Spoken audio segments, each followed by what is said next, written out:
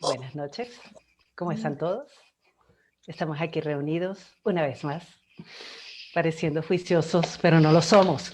Estamos una vez más reunidos para hacer nuestra tertulia en torno al libro La historia de la Iglesia cristiana, la historia del cristianismo, perdón. Y nosotros habíamos quedado la última reunión en la última parte que nosotros hablamos fue la unidad y diversidad de la Iglesia de Jerusalén. Yo no sé si alguien recuerde qué vimos, si quieren que recordemos cuáles fueron los puntos más importantes que tocamos o qué les quedó, qué les pareció importante. Y avanzamos, ¿les parece? ¿Quién quiere hablar? ¿Quién quiere hablar? Dale, Pris.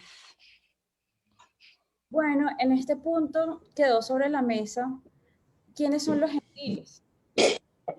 Esa fue una duda que quedó como sobre la mesa, que no pudimos aclarar también, porque el autor se refiere a los gentiles. Él viene hablando sobre que la iglesia primitiva aparentemente estaba unida, pero dentro de la iglesia habían también algunas divisiones, como dice, unidad y diversidad, divisiones de pensamientos. Entonces, habían algunos grupos que eran los judíos, que se convirtieron, y los gentiles. Pero quedó sobre la mesa la duda de si los gentiles eran judíos también, que conocían de Dios, pero que en esa diáspora estaban dispersos y los judíos de Jerusalén llamaban a los gentiles a esos judíos. Entonces yo me acuerdo que la semana antepasada, perdón, tenemos 2 semanas sin reunirnos, yo decía, para mí siempre los gentiles eran las personas que no conocían al Dios de Abraham, de Isaac y de Jacob como se definía, y que eran personas, digamos, paganos o que tenían otras religiones u otros ritos o no creían en nada. Entonces creo que esa duda quedó allí y una de las tareas que teníamos para hoy o algo que íbamos a discutir era, vamos a buscar con la Biblia, pues, quiénes eran esos gentiles para poder entender entonces si lo que está diciendo el autor tiene o no tiene sentido a la luz de lo que nos cuenta el libro de los Hechos o en la Biblia. Vale, gracias, Pris. ¿Alguien más quedó con dudas en ese punto? ¿Alguien quería comentar algo en este punto? Gloria. Sí, Ajá. se oye. Espera. Lino y luego Gloria. Sí, yo estuve leyendo un poco el tema y el autor lo plantea como de un punto de vista muy histórico, muy... eh, cuando uno lee la Biblia, la parte de los gentiles, ellos lo tienen bien definido quiénes eran los gentiles. Y el pueblo judío siempre fue separado, apartado. Entonces, de hecho, los samaritanos, ellos los consideraban que eran del pueblo de Judea, pero se habían unido a pueblos paganos y no los consideraban judíos puros, y eran los samaritanos. Entonces yo también difiero un poquito con el autor en ese punto de que él menciona que los griegos en ese caso eran judíos que sabían como que habían tomado las costumbres griegas y hablaban griego, pero que en el fondo eran judíos griegos. Entonces, pero la Biblia siempre habla de que el pueblo, los judíos eran judíos, así ellos tenían la costumbre de casarse entre judíos. Entonces, que siempre eran judíos, aunque estuvieran en otro país y aún lo siguen siendo las costumbres. Entonces, encuentro que ahí en el libro de los Hechos habla de que se juntaron de varias nacionalidades, griegos, habían de otras partes, y que les oían hablar en el mismo idioma que ellos por el don de lengua, ¿no? Que bajó en ese momento. Entonces, yo encuentro que para mí los gentiles sigue siendo todo lo que no es judío. Todo lo que no es judío es gentil. porque así lo definen algunos diccionarios bíblicos, así lo definen y así lo da a entender la historia cuando uno lee hacia atrás del pueblo judío. O sea, ellos tenían la orden estricta de no mezclarse.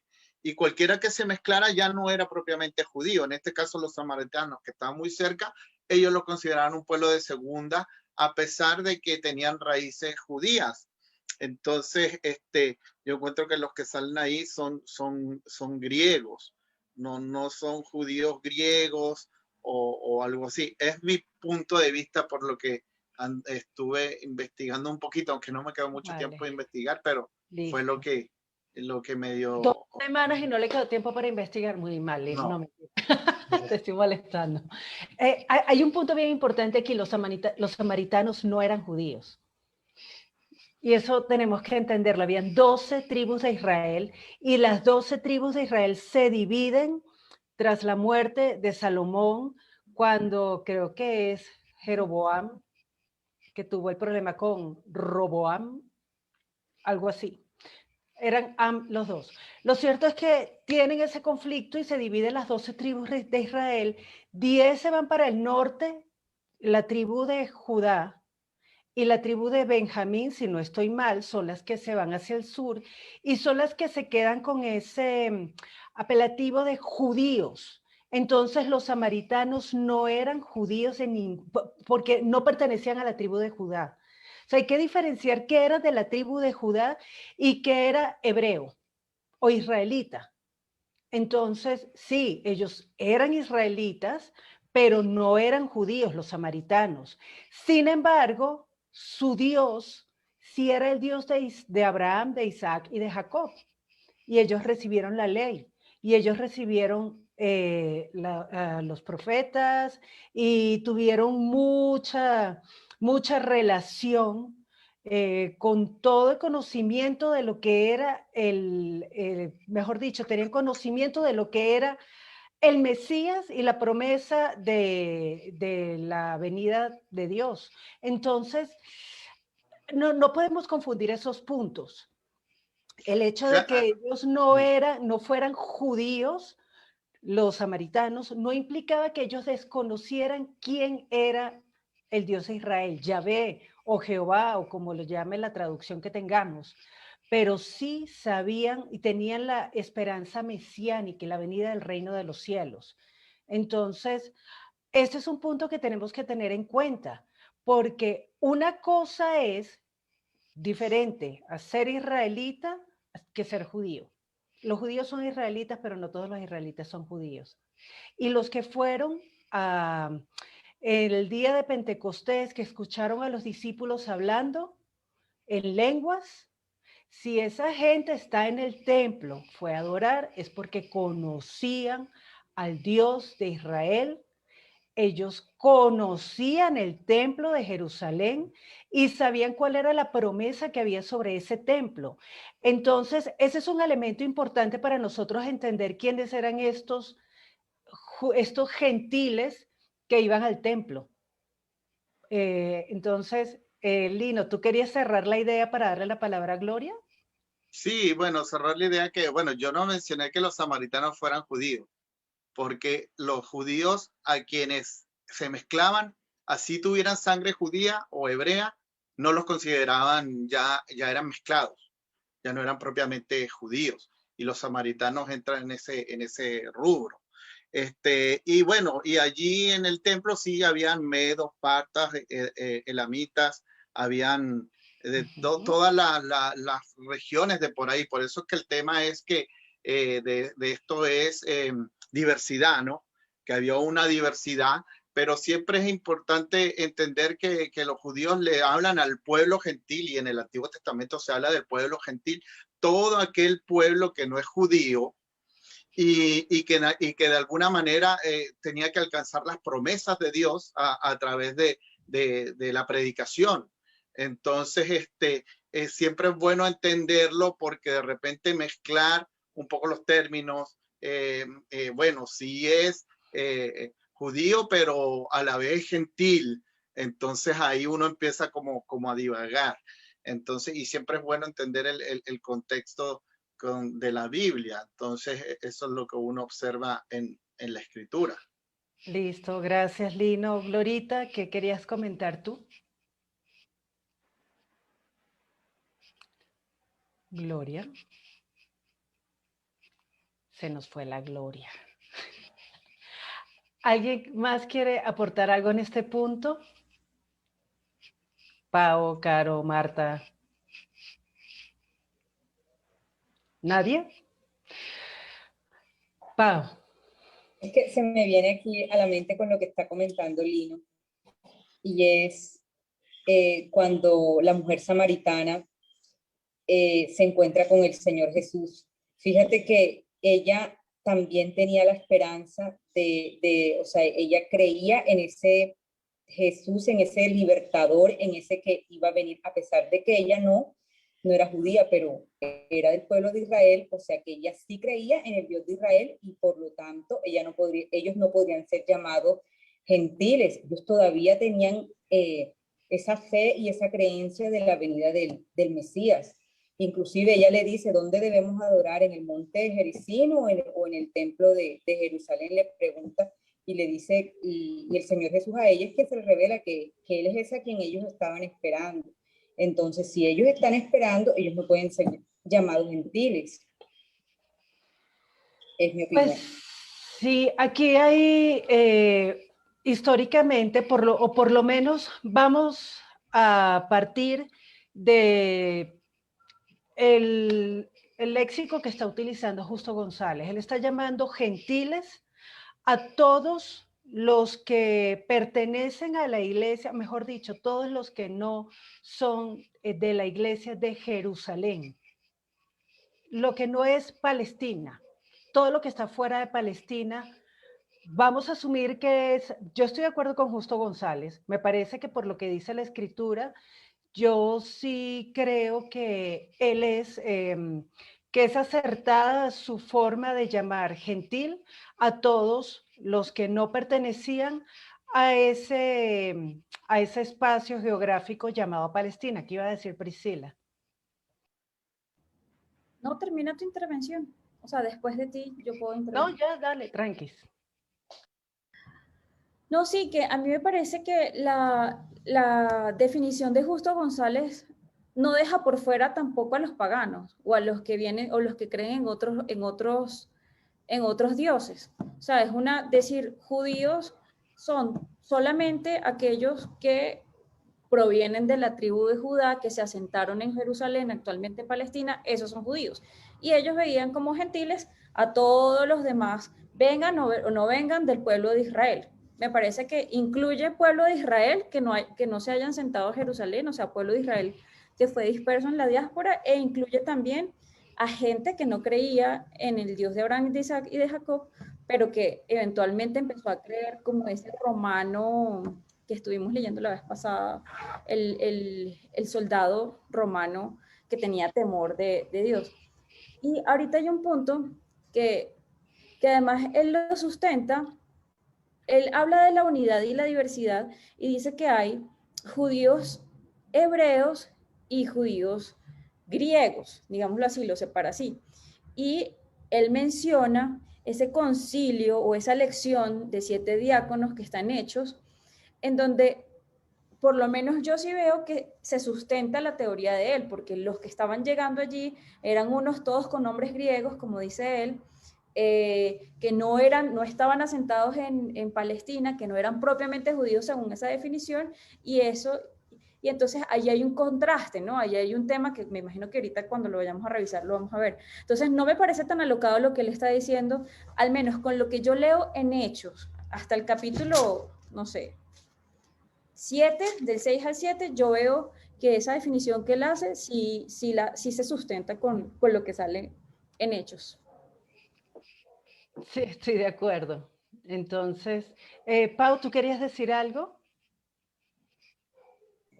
Pues lo que pasa es que a mí me confunde porque él dice, pues todavía no había gentiles en la iglesia, o sea, en los primeros cristianos. O sea, yo lo que entiendo es que a los que ellos están llamando gentiles son a los judíos griegos, ¿cierto? No a los otros que no creían en el Dios de Israel. ¿Es así? Exacto, sí, sí, todavía no estamos hablando aquí que el cristianismo en primera salida llegó a predicarle al romano o al griego que no tenían nada que ver con el pueblo de Israel. Ellos salieron a predicarle primero predicaban en las sinagogas, se reunían con los otros judíos, con los que tenían la esperanza mesiánica. Entonces, esos eran los primeros a quienes la iglesia empezó a buscar, empezó a llamar, y claro, cuando Pedro da su discurso, creo que es en Hechos 3, Pedro, ¿quién le está hablando? El lenguaje de Pedro es total y absolutamente hebreo. Esa gente sabía de qué les estaba hablando Pedro. Sus padres hicieron esto, esto y esto, y yo, oh, por Dios. Y sí, como dice Lino, eran medos, partas, etcétera, etcétera, etcétera. Claro que sí, pero conocían la promesa mesiánica. Lo conocían, sabían. Ustedes mataron al justo, oh, por Dios. Y ellos ya sabían de qué les estaba hablando Pedro. Para ellos no era un lenguaje ajeno a lo que ya tenían en su mente y en su corazón. Porque el hecho de que estuvieran en el templo de Jerusalén, el hecho de que estuvieran en Jerusalén en la Pascua, en Pentecostés, ya dice mucho de quién era esta gente. Ahora, si les parece, avancemos a la siguiente página, la parte 2 de la unidad y diversidad, porque aquí sí, a mí se me pararon los pelos. Entonces, ¿qué les llamó la atención de esta segunda parte en la página 16, que comienza como resultado de este conflicto? Los dos se convocaron a una asamblea que eligió 7 personas, lo que estaba hablando Priscila. No había una claridad una claridad clara. No había algo que dijera así, o sea, estos tipos tienen estas y tales y cuales funciones, pero parecían labores administrativas y los 12 iban a seguir predicando y predicando y predicando. Sin embargo, ya, Lino tiene el micrófono abierto. Lino, qué pena contigo, porfa. Tú puedes cerrar el micrófono mientras... Ok, cuando hables, entonces lo vuelves a abrir. Qué pena, tengo hiperacusia. Entonces, no sé si hay alguien, si a alguno de ustedes le llamó la atención algo de lo que esté aquí escrito, si algo les hizo ruido, les paró los pelos, los conmovió, ¿qué? ¿Algo? Dale, Pau. Bueno, yo me gusta mucho cómo habla, y bueno, y el libro de los Hechos habla mucho acerca de la labor de Felipe. Entonces, fíjate que ellos, a partir de, pues, de la discusión que se había presentado, en que los judíos, pues los más puristas no le prestaban mucha atención a los judíos griegos.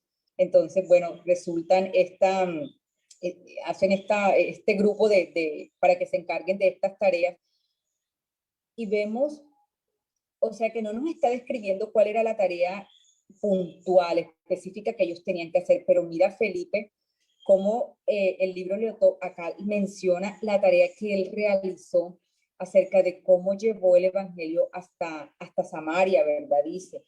Y fíjate la función que él muestra también, que nos las habla, que a mí siempre me gusta mucho esa porción de que él estando en Samaria, se le da una revelación de que se vaya a encontrar por allá lejos con Felipe y el etíope. Entonces, a mí me causa mucho, me llama mucho la atención de este judío que no era judío, que era judío griego, de toda la labor que él realiza y de cómo hace parte de que ese mensaje de salvación también llegue hasta tan lejos, porque irle y predicarle al etíope y bautizar al etíope y de que él viene de unas tierras tan lejanas y de cómo fue él ese canal y, del punto de donde sale todo esto, ¿verdad? Desde una discusión, de una desatención que se está produciendo, entonces como uno dice, ve un conflicto y es un conflicto que se da para algo mejor.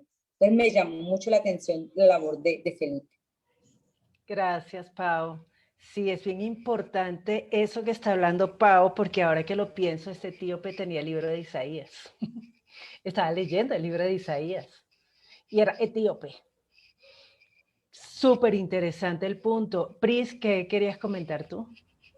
De esta parte, a mí me llamó la atención que en el párrafo 3, el autor está contando, bueno, del conflicto que hay entre los cristianos griegos y los cristianos hebreos, por decirles así.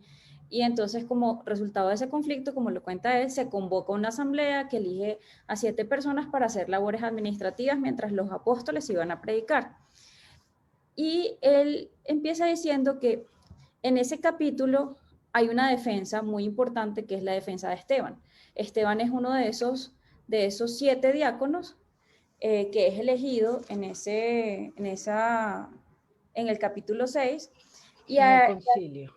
Ajá, sí, en el capítulo 6 lo eligen a Esteban para que él empiece a hacer labores administrativas.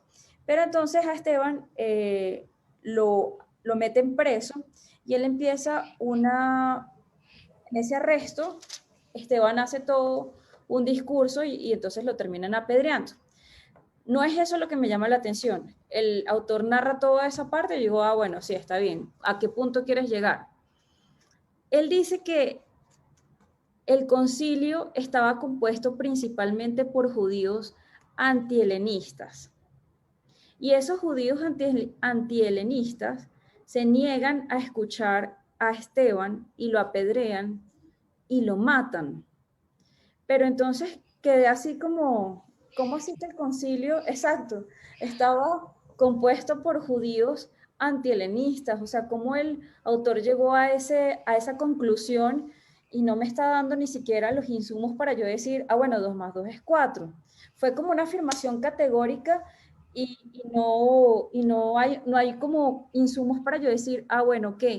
Y luego en el párrafo 3, el autor dice que además esos judíos antihelenistas perseguían y castigaban más duramente a esos cristianos griegos que a los cristianos hebreos. Y dice en un punto y seguido, al principio esa posición parece haber ido dirigida principalmente contra los judíos griegos que se habían hecho cristianos. Es posteriormente en el capítulo 12 de Hechos que la persecución se desata contra los apóstoles, o sea, como si los apóstoles tuvieran una prerrogativa, un privilegio mayor por el hecho de ser apóstoles y entonces no eran tan herejes como aquellos judíos que eran griegos, judíos helenistas. Entonces quedé ahí como, ¿what? Algo no me cuadró, la verdad. Sí, hay cosas muy raras, aunque yo entiendo que Justo González está afirmando que no fueron tan duros con los apóstoles, no por ser apóstoles, sino por ser judíos, no gentiles. En este punto, a mí lo primero que me hizo cortocircuito fue la afirmación de Justo González, muy injusta me parece, en el segundo párrafo cuando dice el capítulo 7 de Hechos está dedicado a Esteban, ¿de acuerdo? Uno de los 7 que hacía grandes prodigios y señales entre el pueblo. Al leer el testimonio de Esteban ante el concilio, nos percatamos de que su actitud hacia el templo no es del todo positiva. ¿What? ¿En qué parte? Además, yo no sé si alguien me quiere ayudar leyendo Hechos 7, 47, 48, porque yo me quedé como, que no estoy viendo. Glorita, ¿quieres leer Hechos 7, 47, 48? Pero con el micrófono abierto.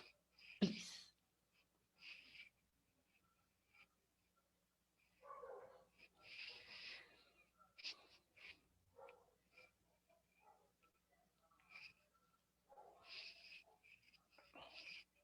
Además, ¿quiénes estaban allí apedreándolo? ¿Era solo el concilio?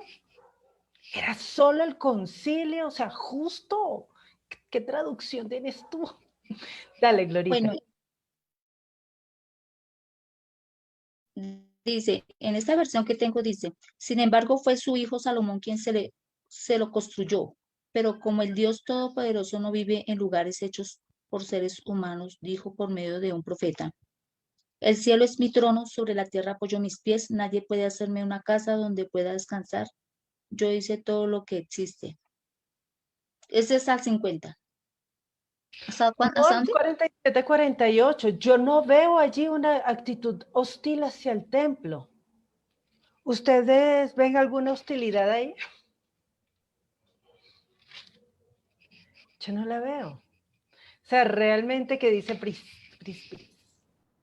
Sí, a mí esa parte también me hizo mucho ruido porque pues si uno solamente se queda con el libro de Justo González y ponte que no hagamos este ejercicio de revisar lo que dice la Biblia, uno dice, Esteban era como antitemplista.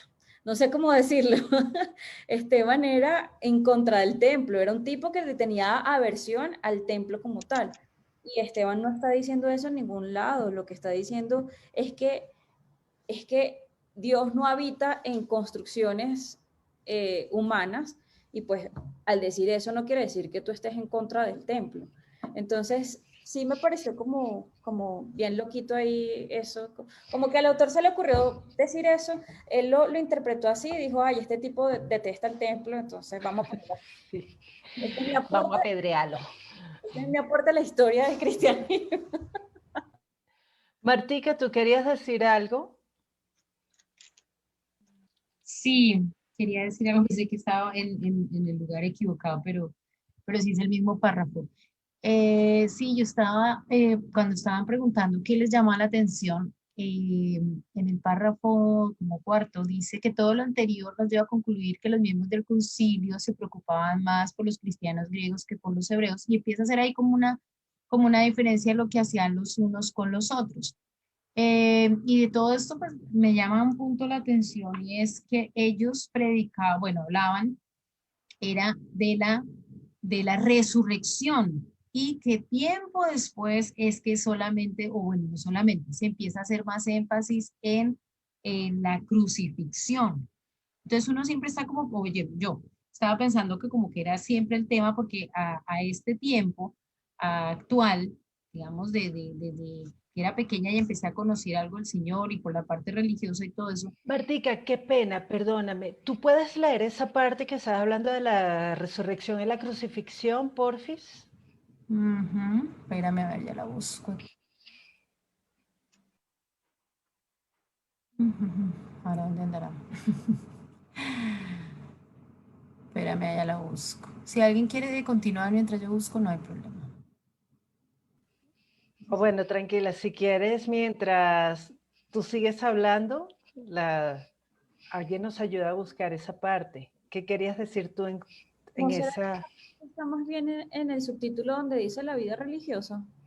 Ah, ok, Martica, te estás Ah, ¿me adelantando. pasé? Ah, Sí, perdón. Sorry, Se pasó la entrada, se pasó la entrada. Le toca dar la vuelta. Bueno, vale, entonces no, tranqui. Ok, ok, ahorita entramos en esta parte de la vida religiosa. Gracias. Entonces, en este punto de la unidad y diversidad, a mí sí me pareció interesante, no lo había notado, pero es cierto que a Pedro y a Juan solamente los azotaron y les pegaron un susto, les dijeron ¡bum! Y ellos, no, ni se inmutaron. Más bien salieron dándole gracias a Dios porque les habían dado palo por la cola. Pero Esteban sí lo mataron. Y es cierto lo que está diciendo Justo González, y yo no me había percatado de eso, que realmente sí, los apóstoles se quedaron en Jerusalén, se quedaron como tranquilitos, y los que salieron corriendo fueron los gentiles, los judíos que no pertenecían a esa parte de Palestina. No sé si ustedes están de acuerdo con Justo González en este punto, si les llamó la atención, si les pareció una locura, pero a mí me pareció algo genial, no había caído en cuenta de ese detalle y me pareció bien interesante. ¿Alguien quiere comentar algo en este punto, Pris? Yo tampoco, o sea, si nos ponemos a comparar esos dos ejemplos de Juan y Pedro, porque es el único que tenemos acá, con Esteban, pues sí pareciera que el trato hubiese sido más duro para el judío griego que era Esteban que para... Pero solamente tenemos esta comparación y hacer una comparación de dos casos aislados o de tres y generalizarlo ya ahí sí que yo no me atrevería a hacerlo, porque no sabemos qué pasó con el resto de los judíos hebreos y de otros judíos griegos. Entonces, a mí no me da suficiente información. O sea, si yo veo que esto es algo sistemático que está pasando en muchos casos, no sé cuáles casos hay, yo diría, ah, sí, hay un trato diferenciado. Pero solamente, o sea, generalizar, decir una conclusión generalizante solamente por este ejemplo, yo digo como, bueno, está interesante el análisis, pero pues no puedo decir todavía que haya sido así y que la historia se escribió así. Ahora, lo que sí estoy de acuerdo con Justo González es que si había una diferencia, si había unidad, también diversidad. Unidad en cuanto todos creían en ese Cristo, en Jesús, todos ellos creyeron que Jesús era el Mesías, pero diversidad en cuanto a la procedencia. Ok, o sea, ¿tú no estás de acuerdo con que hubo diversidad o hubo un trato diferente a los judíos de Palestina y a los judíos griegos? Pienso que no hay que generalizarlo solamente por un ejemplo. O sea, Ok, solamente que Adriana sea venezolana, yo no puedo decir es que a todos los y la hayan tratado de una forma, yo no puedo decir a todos los venezolanos en Colombia los tratan de esta u otra forma. Perdón por el ejemplo, es el único que se me vino a la mente.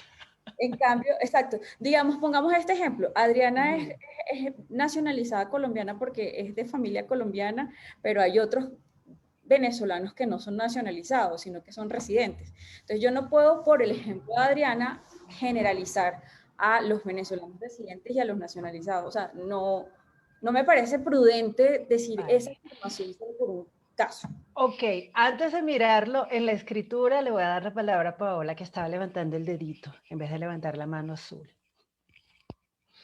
Es que tú estabas preguntando acerca de que te había llamado la atención de que pues los apóstoles fueron los que se quedaron en Jerusalén y los otros judíos fueron los que, los judíos estos griegos fueron los que salieron.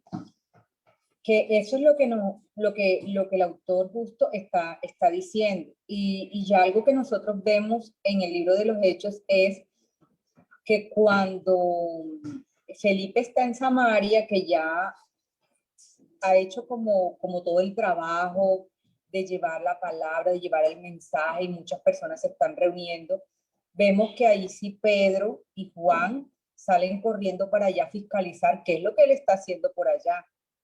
Entonces, fíjate que ahí nos está mostrando una parte de la Biblia que la tarea, quienes la estaban haciendo eran estos otros judíos. Bueno, por lo menos en ese punto eran estos judíos. Y algo que también veo es cuando en Gálatas, donde el apóstol Pablo también habla acerca de cómo que ellos se dividen a quienes le van a predicar. Entonces, Pedro, Juan, los apóstoles van a predicar a los circuncisos, o sea, a los de ellos. O sea, que ellos se van a quedar ahí, me imagino. Y Pablo entonces les va a predicar a los incircuncisos, o sea, a los gentiles, o sea, que es el que va a salir afuera. O sea, que ellos la tarea de que el mensaje saliera, se la delegaron a otros y ellos se quedaron allí. Es como lo que yo logro notar. Ok, buen punto ese, pero miremos un momento Hechos 8. Caro, no sé si quieres ayudarme leyendo los versículos, el versículo 1, solo el versículo 1. Y Saulo consentía en su muerte. En aquel día hubo una gran persecución contra la iglesia que estaba en Jerusalén, y todos fueron esparcidos por las tierras de Judea y de Samaria, salvo los apóstoles. Entonces, ahí nos los está diciendo la escritura, los apóstoles se quedaron en Jerusalén, tranquilos. Y Saulo empezó a perseguir a la iglesia, pero no a los apóstoles que se quedaron en Jerusalén. Entonces parece que sí había un trato diferencial. Priscila sigue con dudas. Yo por lo que leo en el libro de los Hechos, lo que acaba de decir Paola de la carta de los Gálatas y lo que estoy leyendo de Justo González, no me parece loca esa afirmación. Creo que tiene bastante sentido. Interesante, sí, y me parece que puede ser algo que nos ayude a mirar o que nos abra un poco más el panorama al momento de leer la palabra. Entonces, si les parece bien, Pasemos a la parte de la vida religiosa. ¿Qué iba a decir Priscila? Que esa parte de la cita del versículo 8 a mí no me da sustento porque dice que hubo una persecución contra la iglesia que estaba en Jerusalén. ¿Quiénes eran los que estaban en Jerusalén? Habría que revisar, ¿no? Porque yo creo que ahí La queda iglesia estaba en Jerusalén. claro, la iglesia estaba en Jerusalén, pero ¿qué iglesia? Judíos griegos, judíos palestinos, digámoslo así, todos juntos. Lo que yo sé es que los apóstoles se quedaron en Jerusalén, pero a mí no me está diciendo es que a ellos no los persiguieron porque ellos eran judíos, no sé qué, o porque a ellos contra ellos no eran. Solo está diciendo que persiguieron a la iglesia que estaba en Jerusalén y fueron esparcidos, salvo los apóstoles que no fueron esparcidos. Entonces, digamos, los apóstoles son una muestra de 12 que si eran judíos hebreos, pero y el resto de la gente que era judío hebreo era de esa iglesia que también fue esparcida, porque si es así contra ellos también fue la persecución. O sea, no estoy diciendo que el análisis de justo sea alocado, ahí me está mostrando un ejemplo, pero lo que quiero decir es yo no puedo generalizar a partir de ese ejemplo y tampoco lo veo claro en el capítulo 8 que la persecución haya sido más dura contra el resto de todos que contra los apóstoles. ¿Y por qué soy de pronto tajante en eso? Porque cuando uno revisa, hay que tener cuidado con esas generalizaciones, porque uno podría decir, ay, los apóstoles la tuvieron facilita, entonces por eso es que ellos pudieron, bueno, no sabemos, ay, el resto de la iglesia, los griegos lo fregaron, pero a los que eran judíos, hebreos, ellos pudieron llevar el evangelio con más facilidad, con más prerrogativas, pues yo no sé, porque yo lo que veo de todo el tiempo en Hechos es todo el tiempo les están dando palos, los meten presos, los fritan, lo no sé qué, bla, bla, bla. Entonces, no lo veo así como tan como lo dice justo. Pero bueno, cada quien, al final esto es opiniones y ya. Exacto, sí. Y también, bueno, en el capítulo 9, Pablo le pidió al sumo sacerdote carta para las sinagogas de Damasco, no de Jerusalén. Entonces, para mí sí hay algo de evidencia escritural que me permite asentir con lo que está diciendo Justo, pero bueno, como acaba de decir Priscila, todo está sujeto a interpretaciones. Nosotros estamos viendo lo que está diciendo Justo González en su libro, estamos tratando de confirmarlo con lo que está diciendo, con lo que dice el libro de los Hechos, pero al final cada uno de nosotros tiene toda la libertad de formarse su propia opinión y utilizar estas cosas que estamos mirando, que estamos aprendiendo, para leer la escritura con una perspectiva histórica diferente. Si les parece, cerramos este punto y avanzamos a la siguiente sección, que es la vida religiosa, ¿vale? Y aquí tiene la palabra Martica. Ahora sí, Martica.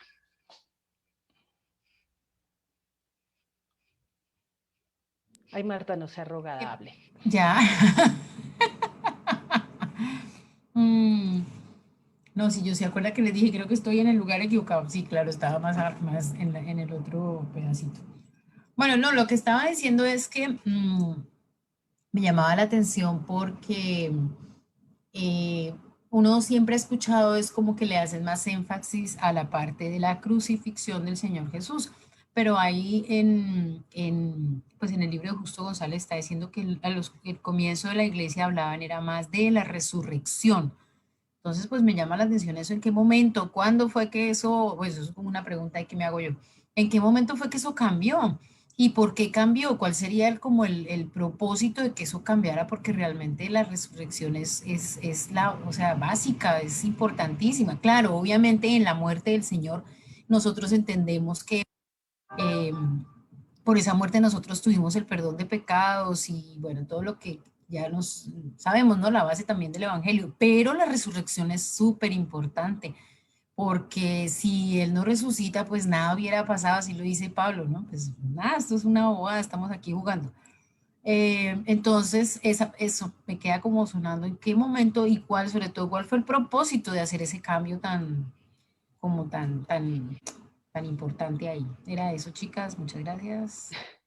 Chicos, aquí tenemos un caballero Buen punto Chicos, es, perdón. seguramente a lo largo de la lectura vamos a encontrar en qué momento, en qué concilio, en qué reunioncita fue que se cambió este punto de darle más importancia a la crucifixión que a la resurrección. ¿Hubo algo más que les llamara la atención en el capítulo de la vida religiosa? ¿Nada? La mano ahorita, así. Ah, ok, Lino. Qué pena. Bueno, lo que veníamos hablando, yo creo que todo está en un contexto, que cuando uno lo saca un poco del contexto es que no se da cuenta y analiza hechos un poquito aislados. El contexto es que el pueblo judío y los grandes líderes de la época eran muy hipócritas. Entonces, cuando, por ejemplo, Cristo fue crucificado, ellos no hallaban cómo quedar, como dicen en Venezuela, quedar bien con Dios y con el diablo. O sea, ellos no hallaban cómo hacerlo porque querían matar a Jesús, pero a la vez no querían ser ellos los que los mataran, sino que los mataran los romanos. Ya, entonces ellos siempre fueron como muy hipócritas en ese sentido. Por eso yo creo, es una opinión personal, que no se perseguía tanto a los apóstoles porque se sabían que los apóstoles habían andado con el maestro y todo el mundo lo tenía por profeta. Pero sí les daba mucho celo que esos apóstoles hicieran creer a otros gentiles y que esos gentiles predicaran o fueran a otras partes, y ahí sí había como persecución, tenían como un celo de Dios que Pablo lo tuvo también, pero mal enfocado. Entonces, yo siempre que estudio el libro de los Hechos, ustedes se van a dar cuenta que estaban los famosos judaizantes, o sea, cada vez que los apóstoles o los enviados o los que les tocaba salir a predicar, llegaban a un lugar donde habían sinagogas que fuera de Israel, fuera de que habían judíos allí, ¿verdad? Que habían sido dispersados, y allí empezaban a predicar. Muchos creían, pero otros no creían.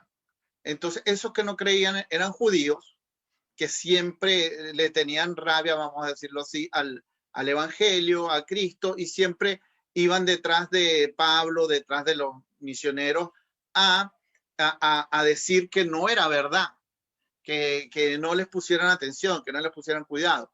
Pero yo creo que parte de esa dicotomía que está mostrando ahí el escritor es que a lo mejor sí había como un respeto por los 12, porque los judíos eran hipócritas, entonces ellos querían hacer las cosas, pero no verse abiertamente, tirarse en contra de los líderes del movimiento que había sido Jesús, entonces, pero sí se tiraban en contra de los que fueran gentiles o judíos o mezclados, que se tiraran a predicar tanto como a Esteban, que lo apedrearon porque les predicó en su cara puras verdades, o sea, y lo hizo olímpicamente, o sea, lo hizo bien de acuerdo a las escrituras, ni se fue a un lado ni a otro, sino que dijo lo que pasó y ellos crujieron los dientes y del coraje lo mataron. Vale, Eso. Lino. Gracias, gracias. Válidas las opiniones personales, siempre. Entonces, Priscila, ¿tú querías decir algo? Sí, que en cuanto a eso que opinó Marta, ya en el punto de la vida religiosa, y bueno, antes que todo, gracias Lino por esa opinión, yo no lo había visto de esa forma, está como chévere tu teoría. Bueno, lo que dijo Marta es que ya en la parte de la vida religiosa, como que justo hace una diferenciación de que al comienzo esa reunión de los cristianos era con gozo y alegría para celebrar la resurrección, y luego fue pasando como que el centro del tema o del culto o de la conmemoración fue la crucifixión. Entonces, a mí me parecería chévere como revisarlo, porque pues yo nunca lo había pensado, o sea, ni me lo había cuestionado. Cuando yo estoy leyendo la Biblia, yo no digo como, ay, aquí ya no están hablando tanto de la crucifixión, sino de la resurrección. ni por ahí, o sea, no lo había pensado. Y pues justo sí hace unas citas bíblicas, pero que tampoco son como que tan contundentes como que dicen, ay, todo se trataba de la resurrección o todo se trataba de la crucifixión. Nombra las dos cosas, que fue crucificado. Cuando Pedro está hablando, por ejemplo, es una de las citas que hace justo, Pedro está hablando, el primer discurso de Pedro, y dice, ustedes lo mataron, pero pues Dios lo levantó. En el versículo 24, sueltos los dolores, la muerte, por cuanto era imposible que fuese retenido por ello. Pero están contando la historia completa. Está contando que fue crucificado y que resucitó. No está solamente diciendo que resucitó sin contar la parte de la crucifixión o viceversa. Por eso me parecería como interesante entender por qué él dice que la iglesia primitiva al comienzo solo se enfocó en la resurrección y después en la crucifixión. De pronto lo vamos a ver más adelante, como tú dices, pero hago la nota ahí porque me parece chévere darme cuenta de cuándo pasa eso y por qué, o sea, porque al final todo termina siendo el centro la cruz y no la resurrección. Cierto, ese es un punto bien importante, sobre todo porque el objetivo es que todas estas cosas que estamos aprendiendo tengan algún impacto en nuestra vida de fe. Pau, yo no sé si tú estás levantando la mano, me estás saludando. Hola, Pau. Hola, yo sí estoy levantando la mano porque es que a mí hubo algo que sí me llamó la atención y yo quisiera que todos me ayudaran si estoy bien, si esto despeja mi duda. Porque cuando él comienza, el autor comienza diciendo acá que los primeros cristianos no creían pertenecer a una nueva religión, sino que su fe se basaba en que había llegado el cumplimiento de la era mesiánica, ¿verdad? Eso que ellos estaban esperando. Porque yo siempre me preguntaba, ¿por qué Pedro continuaba ungiendo con aceite? Entonces, muchas veces he tenido esa controversia con algunas personas que pertenecen a otras congregaciones que siguen usando el aceite. Entonces yo les digo, pero ¿por qué sigue usando? Pero si Pedro lo usaba, me dice, Pedro lo usaba. Y yo nunca había tenido, o sea, como esa libertad, o de pronto aquí me abre un poco de pensar por qué Pedro, o sea, la respuesta a por qué Pedro lo usaba, es que esa era su tradición y ellos no estaban cambiando eso, esas tradiciones, esas prácticas que ellos realizaban, ellos estaban afirmando que era que ya el Mesías había llegado. Yo decía, pero Jesús nunca usó el aceite porque ellos sí lo siguen usando. Entonces aquí cuando veo esto, no, es que ellos no cambiaron de religión, ellos seguían siendo lo mismo, ellos seguían haciendo lo mismo, pero creyendo en que ya el Mesías había llegado. Entonces, ese era como lo que me había llamado la atención de Gracias, Pau. Gracias por esa anotación, porque eso es fundamental que nosotros lo entendamos como cristianos. Los primeros cristianos eran judíos. Ellos no cambiaron de religión, ellos seguían siendo judíos. Y eso que me está marcando Paola es importantísimo, importantísimo, porque aquí lo está diciendo Justo González de una manera genial. Ellos habían sido judíos toda su vida y continuaban siéndolo. La única diferencia entre el judío que está en la iglesia, que es cristiano, y el judío fariseo, el del concilio, es que para ellos, hey, ya se cumplió todo. Listo, y eso es fundamental que nosotros lo entendamos. Ellos no pertenecían a una nueva religión. Entonces, gracias, Pau, por eso que estás marcando, porque yo creo que este es el punto central a partir del cual como dice el título, se desarrolla la vida religiosa de los primeros cristianos. Lo que marcaba Paola, antes de yo seguir hablando, faltan 3 minutos para las 8, no sé si alguien quiere aportar algo. No. Pues Pau estaba marcando algo importante, sus conversaciones, discusiones con personas de diferentes congregaciones que eventualmente rindan el culto otro día, que eventualmente puedan estar ungiendo a la gente con aceite. Pues sencillamente aquí estamos viendo, pues ellos seguían guardando el día de reposo en sábado. Ellos seguían haciendo las cosas como lo hacían antes de la llegada de Jesús.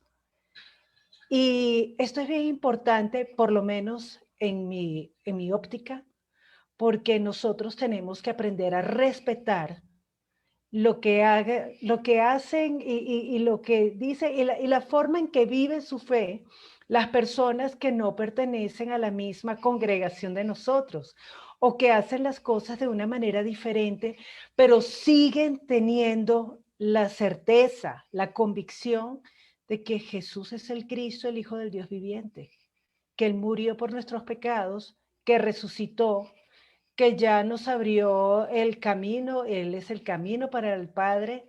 Entonces, el conocer la historia yo creo que nos permite ampliar nuestro radio de tolerancia hacia la forma en que viven su fe otras personas. Y creo que ese es el punto más importante, el respeto. ¿Me estás haciendo saludando al saludo militar, Lino? ¿O me estás pidiendo la palabra? Dale, Lino.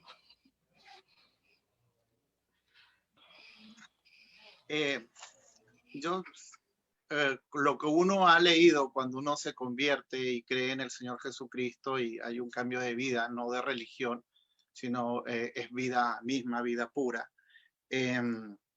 Todo tiene como un contexto. Cuando uno analiza el contexto, la Biblia no, el libro de los Hechos no fue escrito ahí mismo, fue escrito mucho después.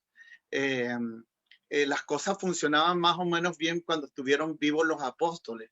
El último en ser recibe la revelación de Jesucristo, que es Juan, ¿verdad? En la isla de Patmos, y él completa el canon, vamos a decir, escribiendo Apocalipsis, que es la revelación del mismo Cristo, ¿verdad? Esa revelación que habla de las 7 iglesias, habla de todo. Entonces, cuando uno no analiza ese contexto y toma ideas aisladas de repente, que el contexto es que ellos, exacto, eran judíos que estaban creyendo en el Señor, para ellos el cumplimiento, y en ese momento se estaba escribiendo la Biblia, o sea, ni siquiera estaba escrito el Nuevo Testamento cuando esas cosas pasaron. Por eso es que lo empiezan a escribir. Oh, excelentísimo Teófilo, te escribo esto para que entiendas las cosas que pasaron, para que las tengas en cuenta. Y cuando uno analiza ese contexto, es que se da cuenta que el poder del evangelio se cumple, o sea, era desde Judea, Samaria, hasta lo último de la tierra, hasta hasta estas épocas ha llegado el evangelio, que tiene el poder de cambiar de pensamiento, de mente, porque las palabras de Cristo son muy fuertes, penetran al alma, los tuétanos, y las palabras en el Apocalipsis del mismo Cristo siguen siendo vigentes, y entonces es una conversión de mente y de corazón más que una religión.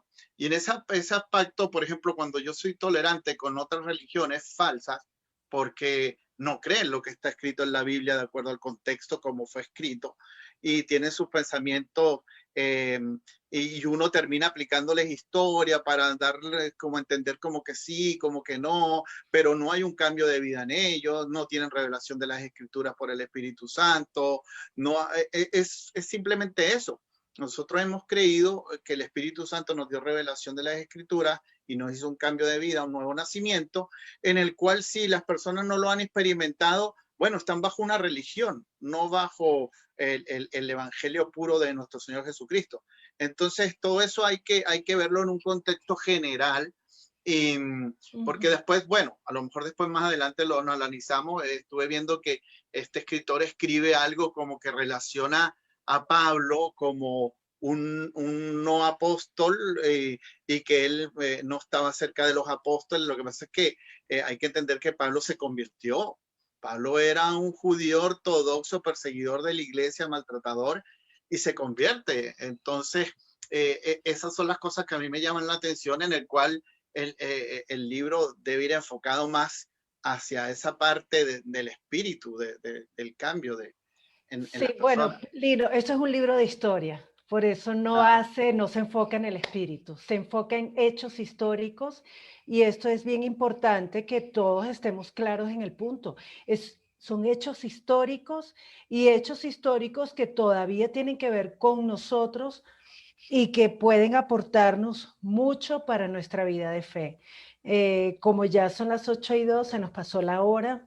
Vamos a cerrar. Lino, ¿tú quieres terminar con una oración cortita, porfa, para despedir este tiempo? Sí, vamos a orar. Gracias.